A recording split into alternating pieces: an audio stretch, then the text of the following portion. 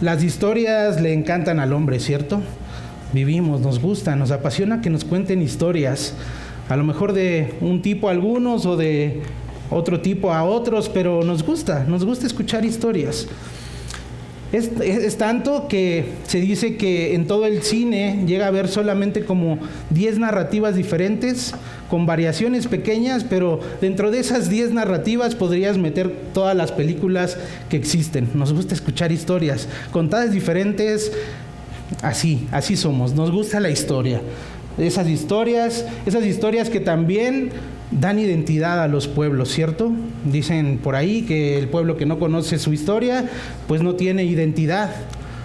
Y es importante. El Señor desde antes le decía a su pueblo, ¿no?, que hablaran de sus maravillas y que sus hijos supieran y que las repitieran. También en la cultura popular hay un dicho, ¿verdad?, que dice que cada quien habla de cómo le ha ido en la feria. Y quiero preguntarte, iglesia, ¿cómo te ha ido en la feria? ¿Cómo dirías que te ha ido en la feria de esta vida? ¿No? Yo les podría decir, he estado cansado, preocupado, y muchos saben por qué, ¿cierto? Estar preparando una boda, ha habido mucho trabajo, ¿no? Pero cambios en el trabajo también, pero ¿cómo contamos esa historia? Es muy importante. ¿Cuál es tu historia? ¿Qué tan buena piensas que ha sido tu historia? Quisiera que reflexionaras en ello. Cuando hablas con la gente de tu historia, ¿qué cuentas? ¿Qué entiende la gente?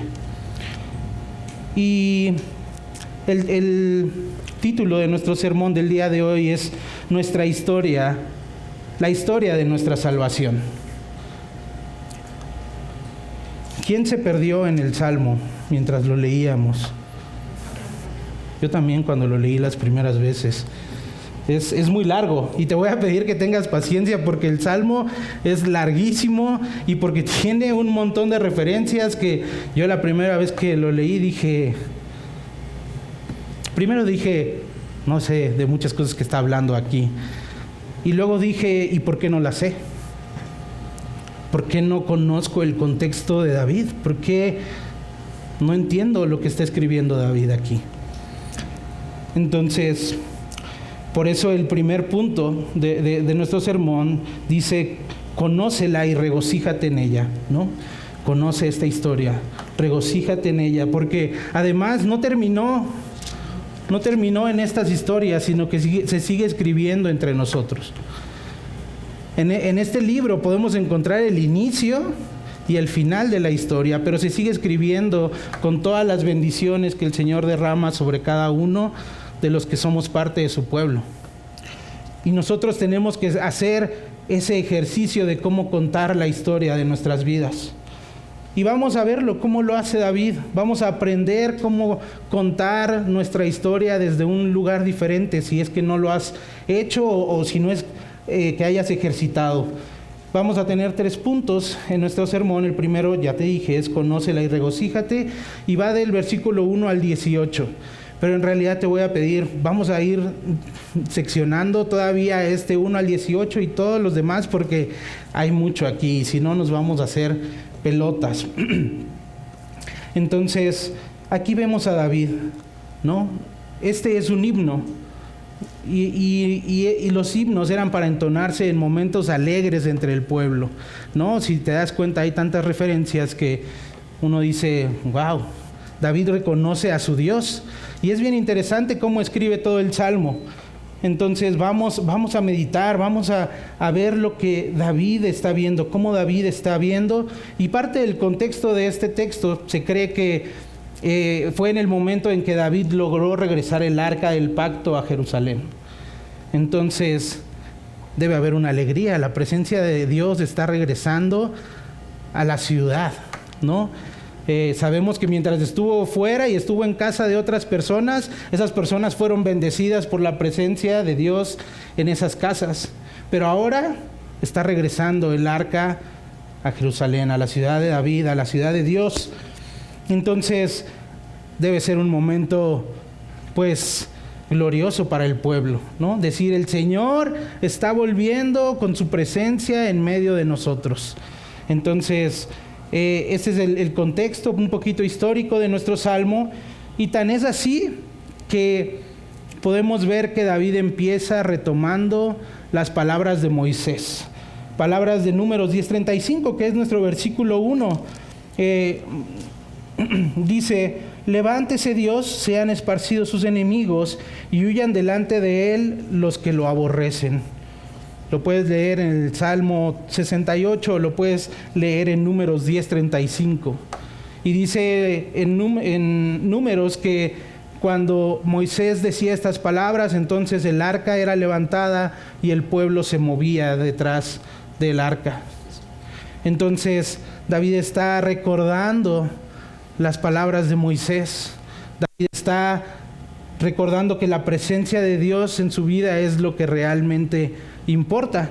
Y después nos lleva a una reflexión muy directa. Versículos 2 y 3 dice, como que aumenta lo que acaba de decir, ¿no? Que huyan delante de él los que lo aborrecen. Dice: como se disipa el humo, disípalos.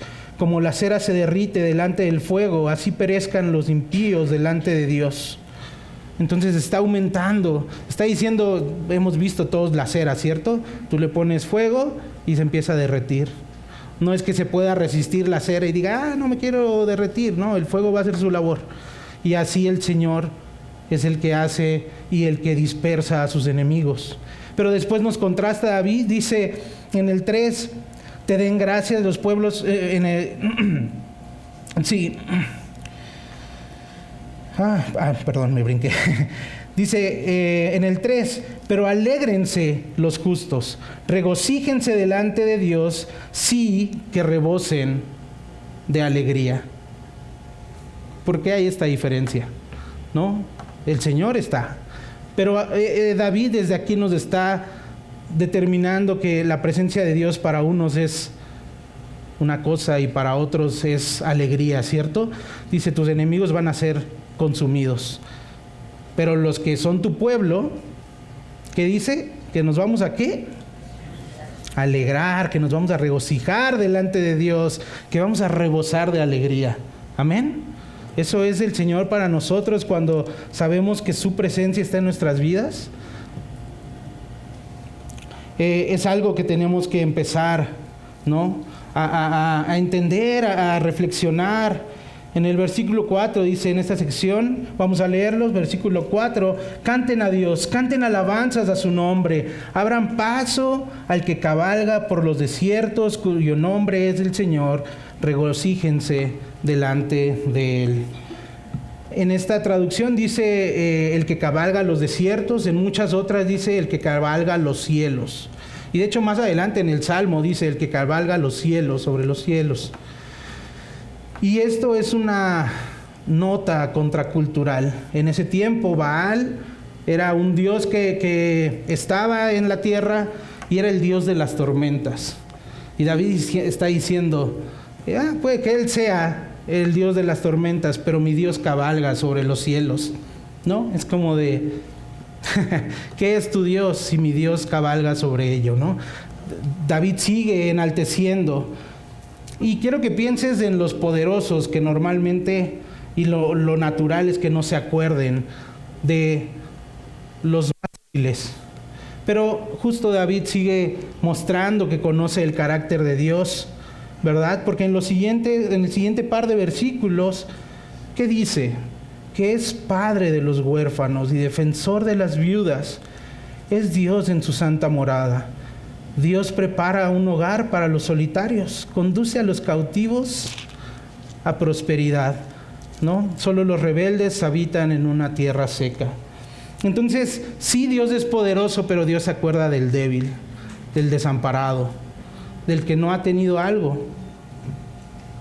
Y tal vez la pregunta más fácil sería, ¿cómo has visto tú por las viudas de la iglesia? ¿Cómo has visto por los huérfanos? Y es verdad, ¿qué hemos hecho como iglesia por ellos? ¿No? Pero me gustaría reflexionar, tu viuda, ¿cómo hablas de tu viudez delante de la presencia del Señor? ¿Cómo el Evangelio ha transformado tu historia? ¿Cómo cuando expresas que eres una mujer viuda, Lo que resalta es la figura del Señor que te ha provisto, que ha sido tu sustento, que no era tu marido, que a lo mejor siempre lo entendiste, pero que ahora lo entiendes mejor porque Él te sigue proveyendo como si hubiera un varón a tu lado. Huérfano, tú, ¿cómo has cambiado el relato de tu vida? De que tal vez me faltó más tiempo con mi papá, hubiera querido esto, hubiera querido el otro, ¿no? Y es correcto, también hemos escuchado los salmos de lamento, ¿cierto? Y hay momentos para derramarnos delante del Señor, siempre y cuando terminen en adoración, para que no sean una queja. Pero también cómo has ejercitado al momento de contar que ya no cuentas con tu padre o tu madre o con ninguna de ellas dos, para que el Señor sea exaltado en medio de cómo cuentas esa historia, ¿no? Tú débil, tú solitario, ¿cómo el Señor sigue siendo el que provee? ¿Cómo sigue siendo el Señor el que se enaltece delante de... El título es Nuestra historia de salvación, porque si decimos mi historia, sí es muy trágica, está bien, tal vez unas más que otras, pero estamos llamados a vivir en comunidad. Nuestra historia suma a una historia mucho más grande que nosotros, y por eso podemos descansar en demasía, ¿no? Entonces, ¿cómo estás contando la historia de esos momentos? De no contar con uno de tus padres, de tu madre, de ambos, y ni siquiera que no estén vivos, tal vez solamente no están. ¿Cómo ha sido la iglesia tu refugio? Como la palabra nos dice, ¿no? Que veamos a los adultos como padres, a las mayores como madres, que nos veamos como hermanos, como el Señor, como tú mismo dentro de la iglesia has sentido ese abrazo que el Señor te proporcionó y que pensó para ti desde la eternidad. Tenemos que empezar, como dice Pablo, a cambiar nuestro entendimiento, a ver todas las cosas diferentes, porque el Señor está presente en nuestras vidas. Amén. Vamos a continuar. Sección del 7 al 10, vamos a leerlo. Oh Dios, cuando saliste al frente de tu pueblo, cuando marchaste por el desierto, tembló la tierra, también se derramaron los cielos ante la presencia de Dios. El Sinaí mismo tembló delante de Dios, el Dios de Israel. Tú esparciste lluvia abundante, oh Dios, tú fortaleciste tu heredad cuando estaba extenuada. Los de tu pueblo se establecieron en ella. En tu bondad, oh Dios, proveíste para el pobre. ¿Qué podemos ver aquí cuando tú saliste delante de tu pueblo? ¿Qué les recuerda? El Éxodo, ¿cierto? El Señor librando a su pueblo. ¿De qué el pueblo mismo creen que se hubiera librado? ¿Hubieran tenido la fuerza para librarse? No, Egipto era poderoso. Ya habían pasado muchos años, incluso Israel estaba cómodo, ¿cierto? En el desierto lo dejan ver, pero fíjense cómo David no está hablando de las circunstancias, está hablando de Dios, el Dios que iba delante del pueblo. David no está aquí ay Señor, es que éramos esclavos y... No, dice, cuando tú saliste delante de nosotros. Es un momento en el que está regocijándose por las acciones que Dios ha hecho. Sí, fuimos cautivos, pero Señor, tú saliste delante de nosotros y esparciste lluvias abundantes, porque sin lluvia no hay comida, ¿cierto? También hay que decirlo. El Señor es el que provee. Y aquí dice que Él está derramando los cielos, ¿no? Que el Sinaí mismo tembló. Aún la naturaleza responde ante la presencia del Señor. Aún la naturaleza da testimonio de que Dios está ahí, que está cerca. Aún los montes, que cualquiera podría decir, no, pues ¿cómo muevo un monte? Ese monte se estremece cuando el Señor está cerca y hace presencia en ese lugar. Entonces, ¿cuál es tu circunstancia, iglesia, que sea tan imposible para que el Señor te saque de ahí? ¿Qué es lo que podrías decir? Señor, es que yo sí tengo una cosa que yo sé que tú no vas a poderme sacar de ahí. tú no me vas a poder dar para esa situación, Señor. Por eso estoy haciendo lo que estoy haciendo. Por eso voy a agarrar las riendas de esta situación, porque... Y muchas veces no decimos eso con palabras, ¿verdad? Definitivamente no somos tan insensatos, pero con nuestras acciones lo hacemos. Y entonces sí somos así de insensatos. ¿No? Incluso a veces justo, ¿cómo transmitimos a las personas nuestra circunstancia? Habla de cómo entendemos las cosas. ¿Dios está ahí o no está ahí? No, pero es que yo veo que te estás... O sea, ¿no? O sea, ¿cómo cuentas tu situación? A veces uno dice, ¿seguro que confías en el Señor? ¿Seguro sabes que el Señor es un Dios grande? Y es difícil porque uno quiere hacerlo, quiere lograrlo, quiere decir, Señor, sí pude, y el Señor dice, no puedes, me necesitas a mí, necesitas depender de mí. Entonces, tenemos que aprender, iglesia, justo a ver cómo continuamente y en todo es que el Señor es el que te sustenta. ¿Cómo lo ves? ¿En qué momentos te detienes a decir, a ver, ¿qué me ha dado Dios? ¿Lo haces en la noche, en la mañana? ¿Cuándo reflexionas en toda la bondad que el Señor te ha provisto en el día? ¿No? ¿Cuántas veces eres tentado a pensar que tu circunstancia es demasiado grande? Es un David que vemos derramando su corazón ante el Dios que ha orado en la historia del pueblo, ¿cierto? O sea, no estamos viendo, justo podemos reconocer que es el éxodo, ¿verdad? Estaban cautivos, pero David no está contando esa historia.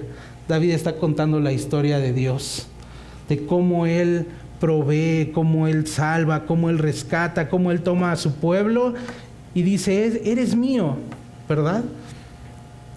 Entonces, ¿cada cuánto reconocemos eso en nuestras vidas? ¿Qué tanto nos ponemos en ese lugar? ¿Qué tanto estamos recordando esas acciones de Dios? Y no solo tenemos que ir a la Biblia, claro, la Biblia es muy importante porque nos cuenta estas historias portentosas, pero ¿cuánto lo reconocemos en el día a día que también está ahí? Tal vez no va a abrir el mar delante de ti en estos días, aunque pudiese, ¿no? Pero en tu día a día, en tu momento a momento, hay acciones que tienes que reconocer, que el Señor está obrando. Y eso es importante para el pueblo cuando cuenta la historia de la salvación. Vamos a seguir avanzando, 11 al 14. Dice, el Señor da la palabra, las mujeres que anuncian las buenas nuevas son gran multitud. Los reyes de los ejércitos huyen, sí huyen, y la que se queda en casa repartirá el botín. Cuando ustedes se acuestan en los rediles, son como alas de paloma cubiertas de plata y sus plumas de oro resplandeciente. Cuando el Omnipotente dispersó allí a los reyes, nevaba en el monte Salmón. ¿Qué tal esta sección? ¿Qué les trae a la cabeza?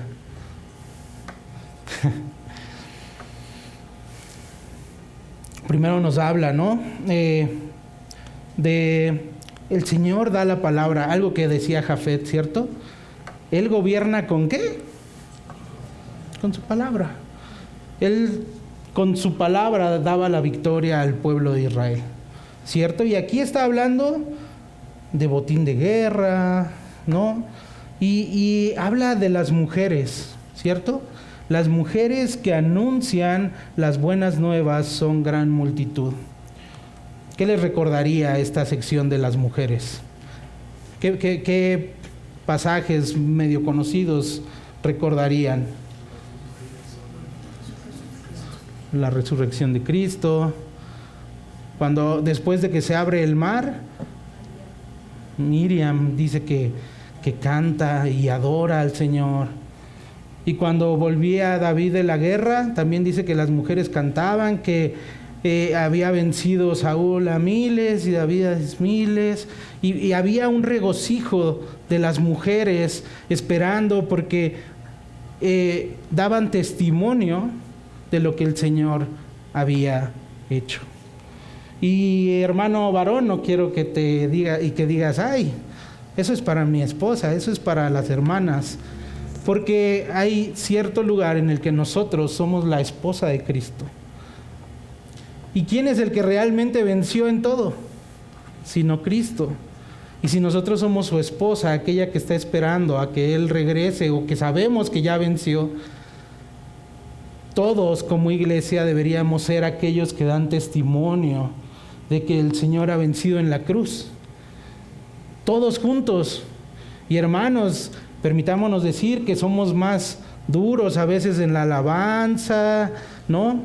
En los momentos de adoración es real, las hermanas son más, se les nota más el sentimiento, pero nosotros somos parte de la iglesia que quiere dar testimonio de que el Señor ha hecho todas estas obras, y también queremos ser un reflejo en nuestros hogares de que el Señor nos ha salvado. Entonces, no solo es para las hermanas, es para la iglesia, para aquellos que son testigos de que el Señor ha dado la victoria a su pueblo, ¿no? Y también sigue en el 13, dice: cuando ustedes se acuestan en los rediles, son como alas de paloma cubiertas de plata y sus plumas de oro resplandeciente.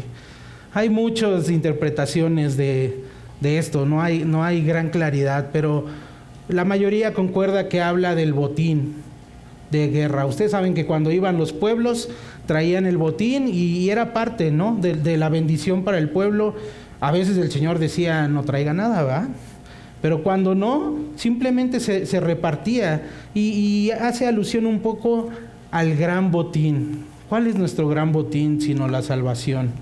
No, dice una paloma con alas de plata o sea, son cosas extravagantes, digamos, ¿no? O sea, muy, muy brillosas, dice que son brillosas, y así debemos reconocer que es nuestra salvación. Así debemos tratar nuestra salvación como algo que no entendemos, como algo que brilla, como algo que vamos a repartir sin haber ganado la batalla. ¿Te das cuenta? No eres tú el que peleó, ¿cierto? Dejemos de ver la historia de David y Goliat como que vence a tus rivales, vence a tus gigantes. No, tú eres el pueblo que está atrás, que no puede levantar la espada. El que está enfrente es Cristo. El que está venciendo el pecado es Cristo. Tú eres ese pueblo temeroso que no pudo presentarse a la batalla, que estaba esperando que algo pasara. Y eso que tuvo que pasar fue la muerte de nuestro Señor Jesucristo, para que podamos ser librados. ¿Entiendes el botín? ¿Entiendes cómo vas a disfrutar del botín sin haber peleado? ¿Te gozas en ello verdaderamente? ¿Lo recuerdas? ¿Lo ves de esta forma? Es muy importante para el pueblo de Dios que empiece a transformar su mente, a ver las cosas como son, como el Señor quiere que las veamos, porque entonces no le vas a dar la gloria. Si tú te sigues poniendo y que eres David y que venciste a tus gigantes, ¿cuándo vas a voltear a darle la gloria a Dios? Pero si te crees del lado del pueblo ahí, del ejército, haciéndose chiquito, entonces es que vas a decir: el Señor me ha salvado de lo que yo no podía vencer. Y que no quería, aparte de todo, no queremos a veces vencer nuestro pecado cuando no hemos llegado al Señor. Es por eso que sigo diciendo, iglesia, transforma tu mente, transforma tus formas de ver las cosas. Que tus palabras y tus acciones sean diferentes según estás viendo cómo obra el Señor en tu vida. Por eso es que entiendo que David se dejó ir. Hay tantas cosas que mencionar. Es uno de los salmos más largos que nos ha tocado estudiar en estos meses. Es muy largo, pero como dice la palabra, aún es poco y no podríamos terminar de contar todas las bendiciones de nuestro Señor. Pero sigamos dándole alimento y formas nuevas de pensar a nuestra mente. Vamos del versículo 15 al 18 para terminar esta primera sección. Dice: monte de Dios es el monte de Basán, monte de muchos picos es el monte de Basán. ¿Por qué miran con envidia, oh montes de muchos picos, al monte que Dios ha deseado para morada suya? Ciertamente el Señor habitará allí para siempre. Los carros de Dios son miriadas, millares de millares. El Señor está entre ellos en santidad como en el Sinaí. Tú has ascendido a lo alto, has llevado en cautividad a tus cautivos, has recibido dones entre los hombres y aún entre los rebeldes, para que el Señor Dios habite entre ellos.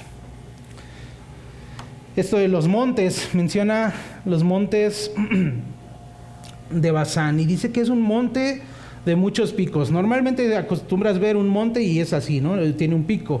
Pero cuando son más grandes, ves que tiene un pico por acá, tiene otro pico. Son más imponentes, ¿no? Cuando tú ves este tipo de montañas dices, órale, ¿no? Y aquí lo dice, es un monte mucho más grande. Pero dice, pero ¿por qué miras con celo al pequeño monte que Dios ha querido para morada suya? Y esto es un aliciente a nuestros corazones, porque no tienes que ser nada a los ojos del Señor. Tú no vas a poder llenar el ojo humanamente, ¿no? O sea, a lo mejor tú estás esperando, no, muchas veces se dice, ¿no? Estoy esperando arreglar unas cositas y ya voy a la iglesia. O sea, quiere ser un monte de muchos picos, ¿no? Y el Señor, ¿a quién dice que no rechaza el Señor Jesucristo? Al humilde, ¿no? El monte chiquito, pero que Dios ha decidido habitar en él. Esa es la diferencia. ¿Dónde desea el Señor habitar y dónde no? Y el Señor no está buscando la grandeza, no está buscando tu grandeza, no está buscando la grandeza como tú la percibes. Está buscando la humildad de tu corazón simplemente. Y eso nos quita un peso de encima, porque nuestros estándares no son sus estándares, ¿cierto? Nosotros no entendemos lo que Él ve, lo que Él desea para nosotros, pero confiamos y decimos, Señor, tú sabes, ¿me quieres usar a mí? No sé por qué, Señor, pero... Y a veces, y uno se sube así, sí o no, compañeros que han estado predicando, o sea, Señor, ¿por qué? Pero bueno, si tú así lo quieres, úsanos, ¿no? Incluso cuando te subes a cantar o cuando haces cualquier cosa para tu iglesia, a veces uno dice, ¿y por qué? Pero el Señor ha decidido y te ha escogido y te ha tomado y ha dicho, yo quiero habitar en ti. Punto. No quiero nada más, quiero habitar en ti. Pero Señor, déjame acomodo. Tranquilo, aquí lo acomodamos juntos, ¿cierto? Aquí estoy yo, aquí está mi espíritu morando en ti, para que incluso lo que no quieres sacar de casa, sacar de tu corazón, lo remuevas, ¿cierto? En la última parte, en el versículo 18, espero que se acuerden porque hace poco leímos de Efesios, dice, tú has ascendido a lo alto, has llevado en cautividad a tus cautivos, has recibido dones entre los hombres y aún entre los rebeldes, para que el Señor Dios habite entre ellos. Vamos a Efesios, por favor. Sí se acuerdan, ¿verdad? Lo vimos hace como un mes con el pastor. Efesios 4, del 7 al 13. Déjenme leerlo, porque parece que nos insertaran una parte al texto, aquí mismo, al Salmo. Porque es citado, este Salmo es citado en Efesios 4, del 7 al 13. Dice, voy a leer un poquito antes, dice, pero a cada uno de nosotros se nos ha concedido la gracia conforme a la medida del don de Cristo. Por tanto dice, y aquí cita, cuando ascendió a lo alto, llevó cautivo un gran número de cautivos y dio dones a los hombres. Y entonces empieza la explicación. Esta expresión, ascendió, ¿qué significa? Sino que Él también había descendido a las profundidades de la tierra. El que descendió es también el mismo que ascendió mucho más arriba de todos los cielos para poder llenarlo todo. Y Él dio a algunos del ser apóstoles, a otros profetas, a otros evangelistas, a otros pastores y maestros, a fin de capacitar a los santos para la obra del ministerio, para la edificación del cuerpo de Cristo. Tu historia tiene relevancia en el cuerpo de Cristo porque todo esto lo conforma el Señor, porque tú no has pasado algo que no necesitaras y que tu iglesia no necesitara también. A lo mejor quisieras decir, Señor, ya no me quiero acordar de esa vida. Pero el Señor quiere decirte, pero entonces no quieres acordarte de que yo te saqué de ahí, que yo te transformé? ¿Y no quieres decirle a alguien más que está pasando por lo mismo, el Señor puede sacarte de ahí? Aquí dice que quiere capacitar a los santos para la obra del ministerio, porque el Señor, primeramente, ¿qué dice? Que descendió. El Señor se hizo carne, ¿cierto? Y habitó entre nosotros. David está hablando 1000 años antes, y él ya está hablando ¿de quién? ¿De quién está hablando? De Cristo, de su obra. Dice que descendió y ascendió, y una vez que ascendió, dice, ascendió mucho más arriba que todos los cielos, para poder, ¿qué dice? Llenarlo todo. Y remata en el 13, dice, hasta que todos lleguemos a la unidad de la fe y del pleno conocimiento del Hijo de Dios, a la condición de un hombre maduro, a la medida de la estatura de la plenitud de Cristo. ¿Se dan cuenta cómo puedes insertar Efesios en el Salmo y cobra coherencia? Pero entonces David habló hace 1000 años y acá nos están hablando ya que Cristo vino y todo cuadra. ¿Ves cómo hay una sola historia?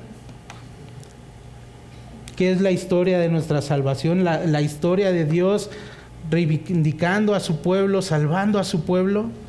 ¿Ves cómo no son muchas historias? Es una sola. Y se trata de Él. Y la escribió Él, y el principal actor es Él, y por medio del Espíritu la produjo Él mismo. Porque sin el Espíritu, esa historia no existe. No podríamos ser pueblo de Dios sin el Espíritu obrando en nosotros.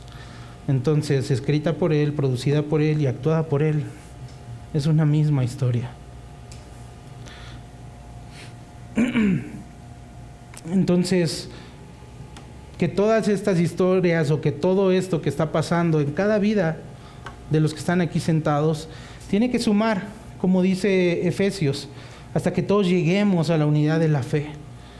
Nuestras historias no deberían separarnos, deberían unirnos. No deberíamos usar nuestras historias para decir, ay, guácala, aquel huele feo porque hizo esto. ¿A poco? Mientras esté sometido a Cristo, mientras esté en la lucha de la fe y esté siendo fiel, pues huele igual que tú, igual que yo. Y a esos nos buscó el Señor. Y no esperó a que oliéramos rico, como vemos, no esperó que fuéramos un monte imponente. Gloria a Dios. Vamos a nuestro segundo punto, que dice, bendice al Señor que cada día lleva nuestras cargas. Y vamos a ir del 19 al 31. Dice la palabra de Dios, bendito sea el Señor que cada día lleva nuestra carga. El Dios que es nuestra salvación. Dios es para nosotros un Dios de salvación, y a Dios el Señor pertenece el librar de la muerte. Ciertamente Dios herirá a la cabeza de sus enemigos, la testa cabelluda del que anda en sus delitos. Dijo el Señor, de Basán los haré volver de las profundidades del mar, para que tu piel los aplaste en sangre y la lengua de tus perros tenga la porción de tus enemigos. Un poquito gráfico, ¿cierto? Pero ¿de quién nos está hablando el Señor? ¿Quién es ese? ¿Quién es bendito? ¿Quién es el que lleva nuestras cargas, iglesia? ¿Quién dijo, vengan a mí todos los que estén cargados y trabajados y yo los haré descansar? Dice que es para nosotros nuestro Dios de salvación, y a Dios le pertenece el librar de la muerte. A veces lo que más nos preocupa es eso, pero aún el Señor dice, ¿qué te preocupa? ¿Y qué dijo el Señor? ¿Dónde está, oh muerte, tu aguijón? ¿Cierto? Todo. Y David nos regresa atrás y dice, ciertamente Dios herirá la cabeza de sus enemigos. ¿Qué te recuerda? Génesis 3, ¿cierto? Lo que se conoce como el protoevangelio, o la primera promesa de un Salvador que destruirá la muerte a los enemigos del Señor. ¿Y de quién hablamos? De Cristo. Entonces ya David incluso nos está llevando al Génesis. Está diciendo, él va a herir la cabeza de sus enemigos. Y todavía le pone un poquito más ahí, ¿no? La testa cabelluda del que anda en sus delitos.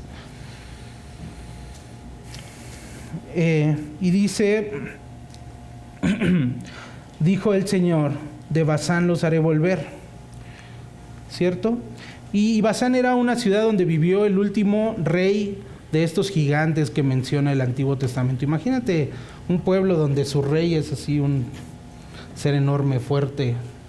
Entonces dice Dios, de ahí te voy a traer, o sea, ni eso te puede detener, ni algo que tú pienses que hay fuerza en ello. Dice, yo te voy a traer de vuelta, ¿no?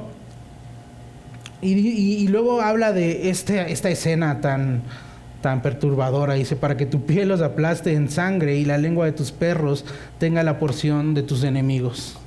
Más referencias. ¿Qué les recuerda?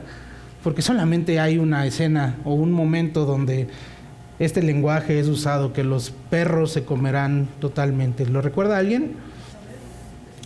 ¿Quién? Jezabel. Así es. Dice que no quedó nada de ella, ¿cierto?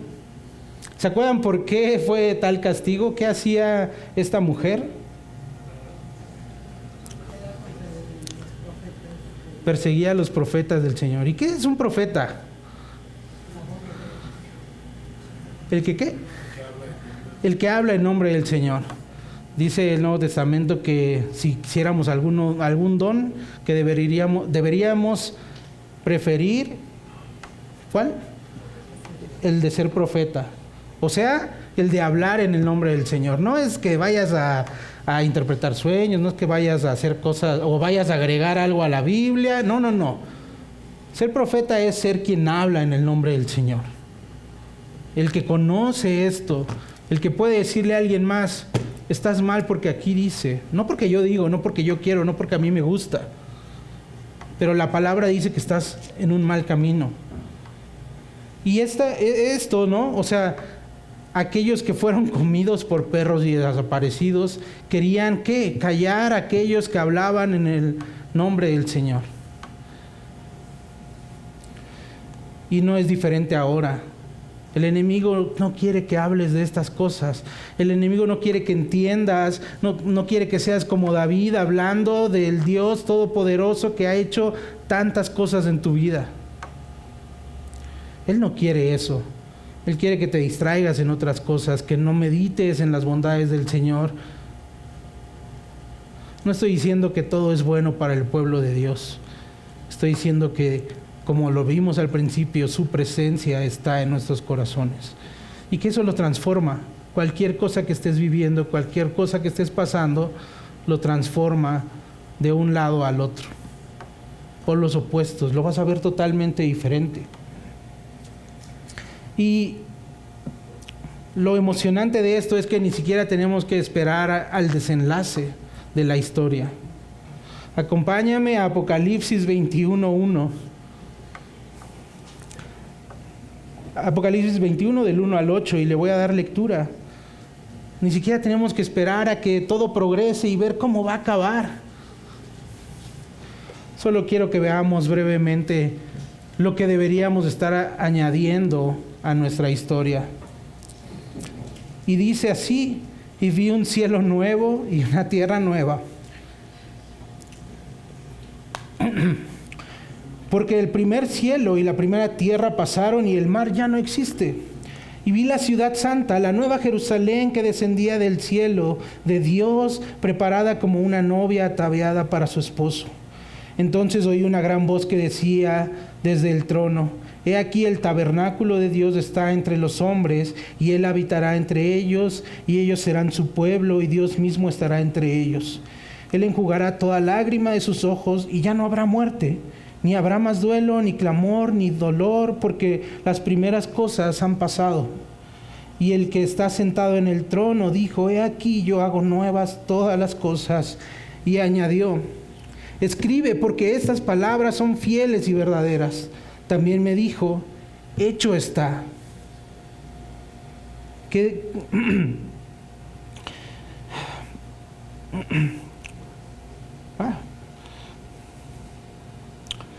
Yo soy el alfa y la omega, el principio y el fin. Al que tiene sed yo le daré gratuitamente de la fuente del agua de la vida. El vencedor heredará esas cosas y yo seré su Dios y él será mi hijo. Pero los cobardes, incrédulos, abominables, asesinos, inmorales, hechiceros, idólatras y todos los mentirosos tendrán su herencia en el lago que arde con fuego y azufre, que es la muerte segunda. Pudimos haber omitido el último versículo, ¿verdad? Porque todo era bueno antes. Pero como lo vimos al principio, hay dos posiciones para estar delante del Señor. Aquellos que serán consumidos como la cera frente al fuego, o aquellos que se van a regocijar. No vamos a esconder eso. La presencia del Señor va a determinar cuál de las dos eternidades vas a vivir. Su obra lo hace posible. La obra de Cristo en la cruz hace posible que podamos pasar de un lado al otro. No es que alguien no merezca la muerte segunda, la muerte eterna. Todos la merecemos. Sin embargo, solamente es la historia de ¿quién? De Cristo, la que hace posible todas estas cosas. Que podamos decir, me voy a regocijar delante de la presencia del Señor eternamente. Y no por lo que me dio en esta vida, sino porque simplemente el hecho es que Él estará ahí. El Nuevo Testamento también nos dice, ¿qué podemos comparar que haya en esta vida con lo que vamos a tener eternamente, que es simplemente la presencia de Dios entre nosotros? Y Él dice, y yo seré su Dios y ustedes serán mi pueblo. Pero este es un momento en el que tienes que entender que hay una diferencia entre saber quién es Jesús y confiar en Él como tu Salvador. En decir, cierto, el Hijo de Dios, Dios mismo tomó la forma de un humano, por más loco que te parezca. Y entonces vivió y enseñó a algunos discípulos para que nosotros pudiéramos ser impactados por ese mensaje de arrepentimiento y fe. Y podemos aún retomar, ¿no? Esto de los montes de Basán. ¿Cómo ven? ¿Cómo esperaban los sacerdotes que fuera el Salvador? No esperaban a Cristo. No esperaban un hombre humilde que salió de una aldea insignificante entre el pueblo, que muriera en una cruz. ¿Y dónde está el ejército para salvarnos? ¿Qué tipo de Salvador estás esperando? Para los ojos de alguien de este mundo, la vida de Jesús es un fracaso. No, mira, vino a salvar a su pueblo y lo colgaron en una cruz. Es no entender lo que realmente pasó ahí. Que Él pagó por nuestros pecados. Que Él llevó nuestra condena. Que en Él se consumió la ira de Dios, porque no es que la ira de Dios haya ido haya desaparecido para contra aquellos que habíamos ofendido a Dios, sino que Él la llevó, la cargó. Y después nos dijo, ten, cree en mí. Eres insuficiente, pero yo no. ¿Crees que eres insuficiente? Esas palabras son muy duras para el hombre. Pero es la realidad. No alcanzas para entrar al reino del Señor. Pero Cristo sí, su obra sí. Y es en ello que nos gozamos y es en ello que vemos que hay un cielo nuevo que va a descender y que el Señor va a estar en medio de nosotros.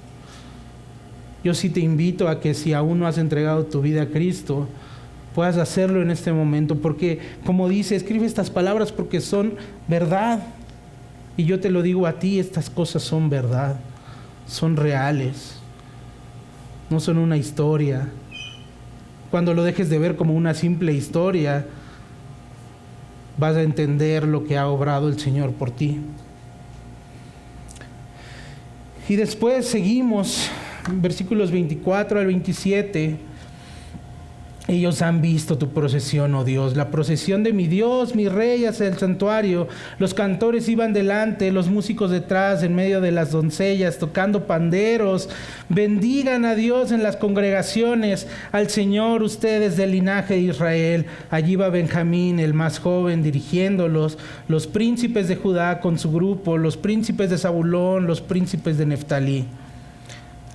¿Cierto? Aquí algo que el Señor está entrando a la ciudad. El Señor está con su pueblo. ¿Y cómo está su pueblo? ¿Sentado? Con cara así de, gloria a Dios.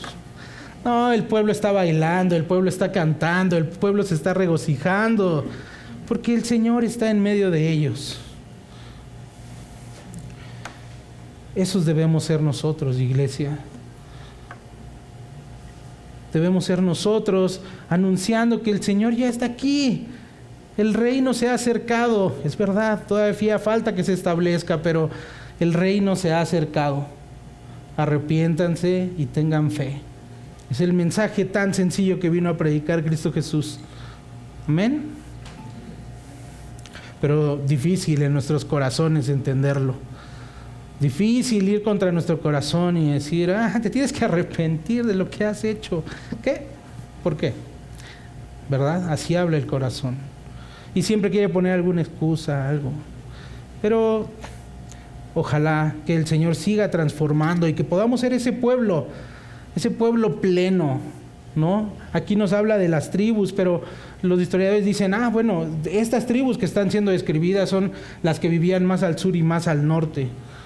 Y lo que quiere referir es que todo el pueblo iba junto. Y hay algo más que hacer. 28 al 31 dice, el Dios tuyo ha mandado tu fortaleza, muestra tu poder, oh Dios, tú que has obrado por nosotros. Por causa de tu templo en Jerusalén te traerán presentes los reyes. Reprende las fieras de las cañas, la manada de toros con los becerros de los pueblos, pisoteando las piezas de plata. Él ha dispersado a los pueblos que se deleitan en la guerra.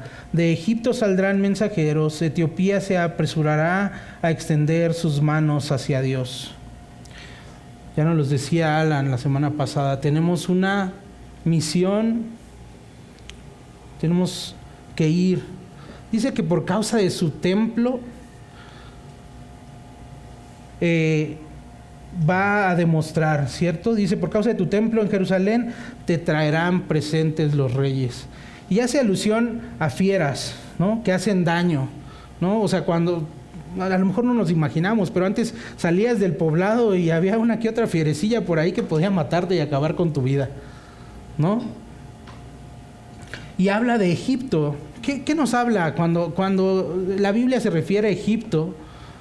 Es un enemigo del Señor, alguien que se opone abiertamente contra el Señor. Igual, Etiopía está hablando de eso, pero está diciendo por causa de tu templo en Jerusalén. Ya no hay un templo en Jerusalén, pero hay una iglesia.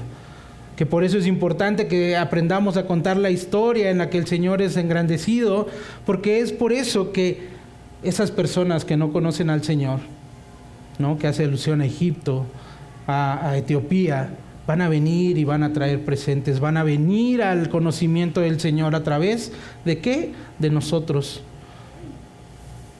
Es una gran tarea, pero hasta en eso tenemos que crecer. Si yo no estoy hablando de mi Dios como lo que en realidad es, la gente va a decir, eres cristiano y ya, ¿no? O sea, no hay ninguna diferencia. Es una labor importante que creo que se ha repetido en varios de los salmos, ¿no? O sea, cómo el pueblo, cómo el Señor nos llama a ser testimonio delante de las naciones que se oponen abiertamente a Él. Y no te estoy diciendo ve a las naciones, ve con tu compañero que suele decir tontería y media, ¿no? O contra los que simplemente dicen, Entonces, pero que tu expresión de Dios en medio de ellos sea como algo que digan,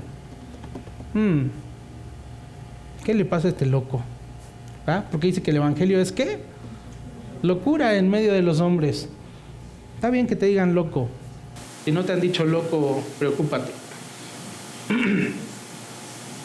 El Señor es tan bueno. Él no necesita realmente que hagamos estas cosas. Él podría llamar a los que son suyos y ya. Pero no sucede así. Nos ha encomendado labor. Nos ha dicho, vayan y hagan discípulos a las naciones. Ustedes están hechos a imagen y semejanza de mí. Háganlo bien. Si la imagen de Dios es vista claramente, créeme que alguien va a reaccionar de alguna manera. Positiva o negativa, que no se quieran acercar o que se quieran acercar a Dios. Pero ese es Dios. Cuando se planta enfrente de alguien hay dos opciones. O te alejas o te rindes a Él. Hay que presentarle a la gente a nuestro alrededor esa opción. Pero no va a ser clara si no es clara nuestra imagen, lo que estamos transmitiendo a ellos. Amén. Y luego termina el Salmo, últimos 3 versículos. Gracias por su paciencia. Dice, no hay nada más que hacer más que cantar, alabar al Señor, porque Él ha hecho todo. Y lo dice, canten al que cabalga sobre los cielos de los cielos, que son desde la antigüedad. Él da su voz poderosa. Atribuyan a Dios fortaleza. Su majestad es sobre Israel y su poder está en los cielos. Imponente eres, oh Dios, desde tu santuario. El Dios mismo de Israel da fortaleza y poder al pueblo. ¿Qué dice al final? Bendito sea Dios. ¿Así es, iglesia? Bendigamos al Señor porque Él ha hecho todo por nosotros. Amén. Vamos a orar. Amado, bendito seas en esta tierra y en el universo, porque Señor, solo tú eres digno. Ayúdanos a entender tu grandeza, Señor. Ayúdanos a profundizar en quién eres tú, porque eso transforma nuestras vidas, Señor. Porque no hay nadie que ya haya entendido tu plenitud. Y eso quiere decir que entonces que podemos seguir siendo transformados, que debemos seguir siendo transformados por tu palabra, Señor, en cómo vemos todas las cosas, en que seguramente estamos mal en tantas cosas, Señor. Y no queremos decir que no es así. Sabemos que hay pecado en nosotros, Señor, pero sabemos que tú has vencido, que tú estás en el trono y que desde ese trono vendrás a gobernarlo todo, Señor, y traerás una ciudad nueva y nos darás una vida y un cuerpo nuevo donde el pecado no habite más, Señor. Y en eso esperamos y nos gozamos y te glorificamos, Señor, porque no hay nada en nosotros. ¿Quién lo decían al inicio de nuestra alabanza? ¿Qué podemos traer ante ti, Señor, que has hecho todas las cosas? Gracias porque más bien eres el que ha dado todo, Señor. Tanto que se dio a sí mismo y no dejó gota de sangre en sí mismo para que pudiéramos ser reconectados con nuestro destino eterno. Gracias por estas cosas. Gracias porque aún nos das una imagen del final del camino en el que podemos esperar y estar tranquilos. Señor, que este mundo se haga pequeño, cada vez más pequeño al lado de tu resplandeciente gloria, Señor. Queremos verte. Queremos verte venir, Señor, y si no, queremos esperar hasta el día en que tú vengas y lo gobiernes y transformes todo. Te pido por aquellos que no han llegado a ti, Señor, que pueda ser un momento en el que entiendan que esto no es una historia más, es la historia de historias, lo que realmente ha sucedido y va a pasar. Confiamos en que tú, Señor, eres el único que puede hacer la obra, Señor. Y te pedimos que lo hagas en aquellos corazones que no han sido transformados, pero también que sigas trabajando en aquellos que ya hemos creído, pero que tenemos que seguir avanzando en cómo conocerte mejor, cómo